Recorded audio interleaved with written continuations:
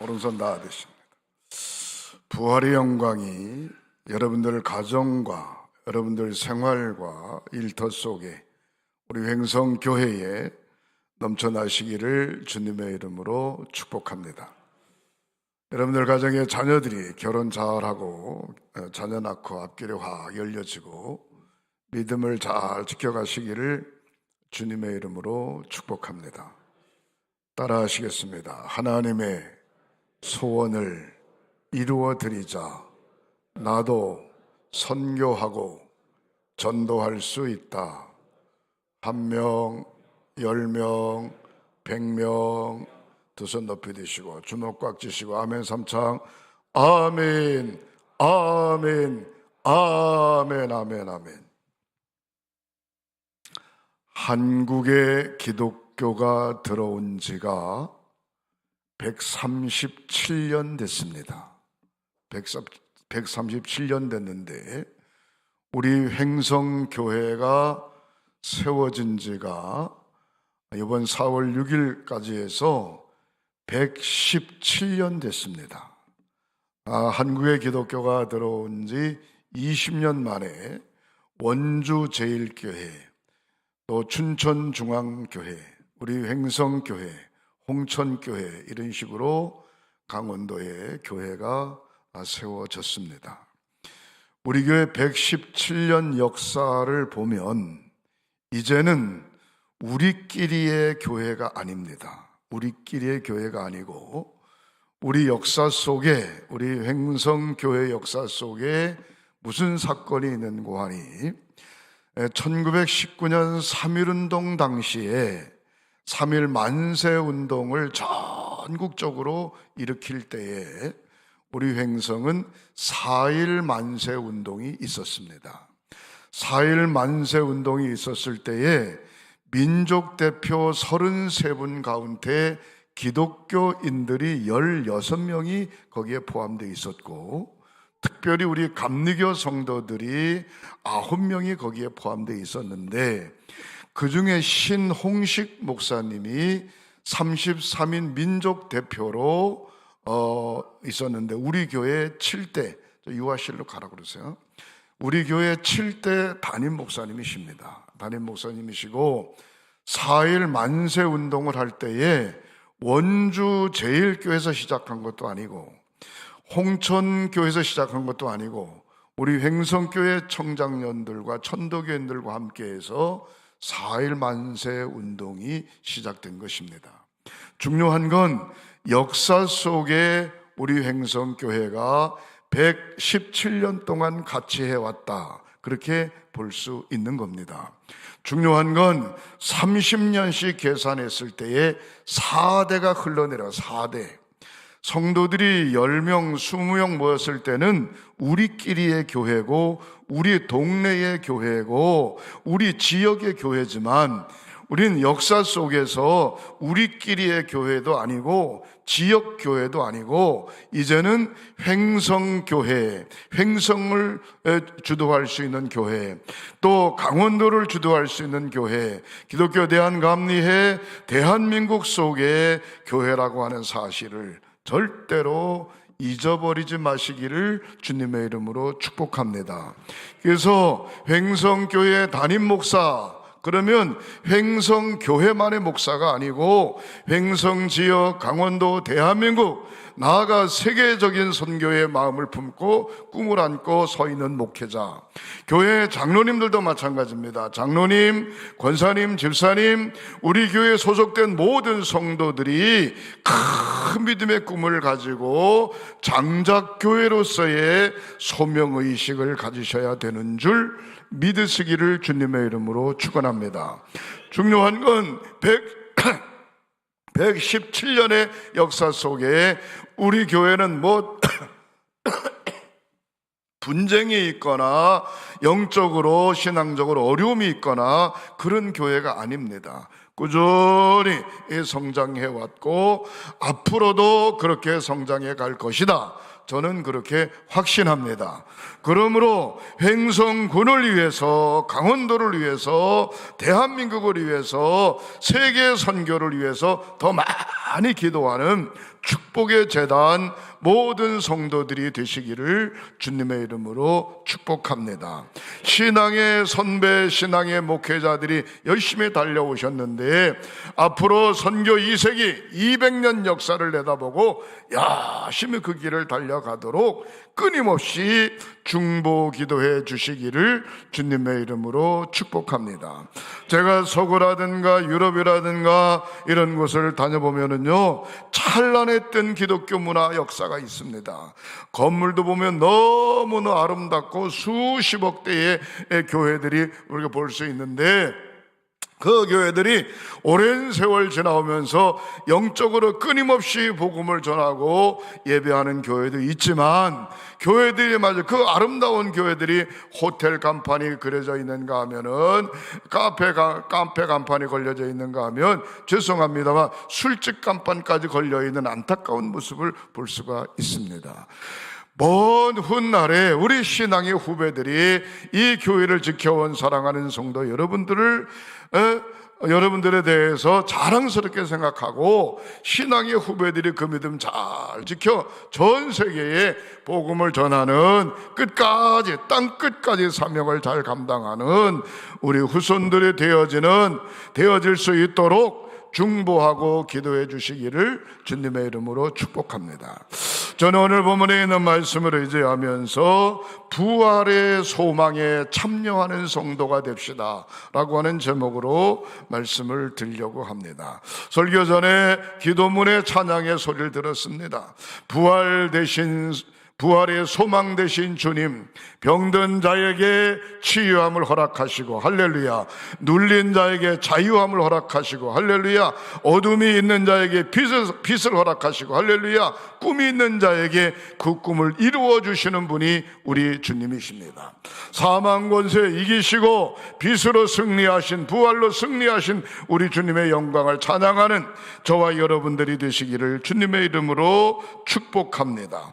오늘 본문에 있는 말씀 몇 가지 정리하면, 첫 번째, 부활은 승리를 주신 것을 믿으시기를 바랍니다.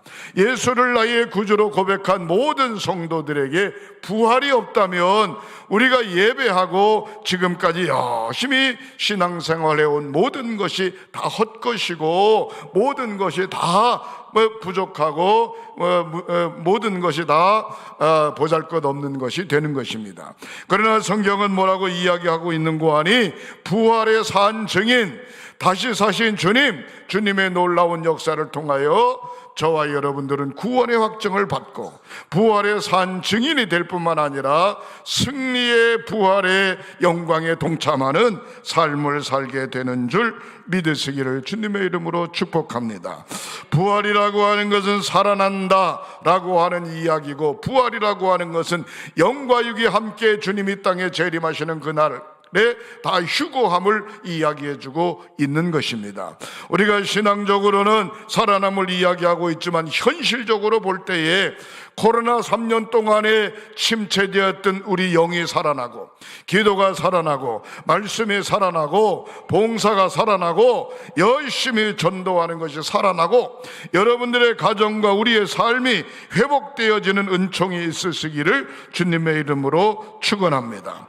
예수 그리스도의 부활은 절대 승리자의 권세를 이야기해주고 있는 것입니다.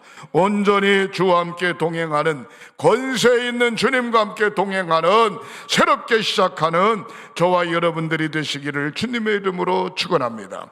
크게 두 번째로 생각해 볼 때, 부활의 소망을 받아들이지 않고 믿음 생활을 하는 것은 비참할 수밖에 없습니다. 부활의 소망이 있을 때 모든 믿음의 것들이 다 새롭게 출발하고 새롭게 태어날 수 있는 것입니다. 타 종교에서는 부활절이라고 하는 게 없습니다.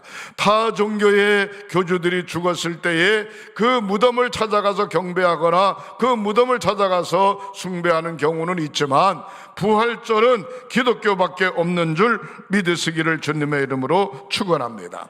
부활의 소망, 예수를 나의 구주로 고백하고 하나님의 자녀가 된다라고 하는 얘기는 성도에게 있어서 현세와 내세에 대해 있어서 부활의 소망을 가지라고 하는 것임을 절대로 잊어버리지 마시기를 주님의 이름으로 축복합니다.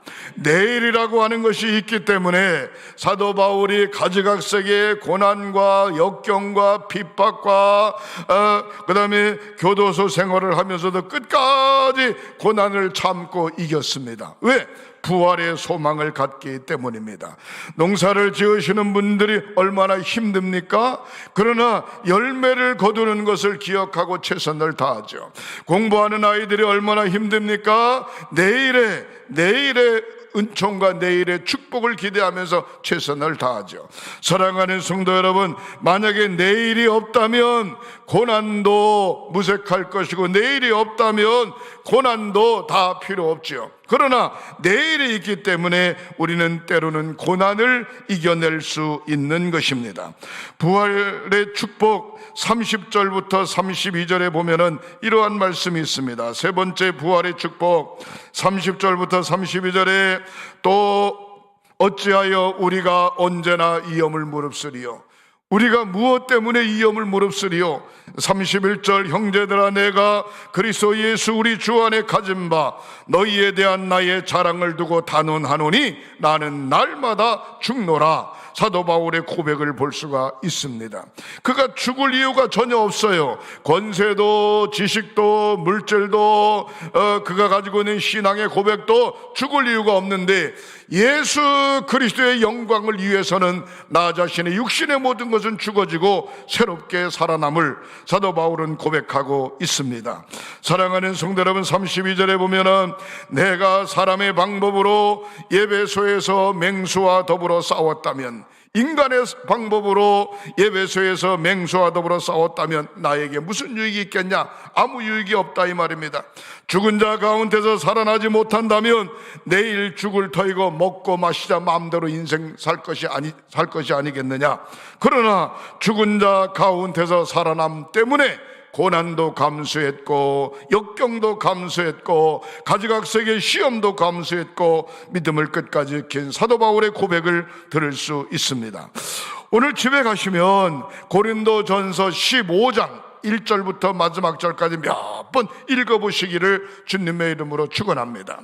고린도전서 15장은 사도 바울의 분명한 부활의 신앙이 담겨져 있고, 사도 바울의 분명한 내세에 대한 소망이 담겨져 있고, 사도 바울이 무엇 때문에 주를 위하여 목숨을 거는가에 대해서 자세히 이야기하고 있습니다.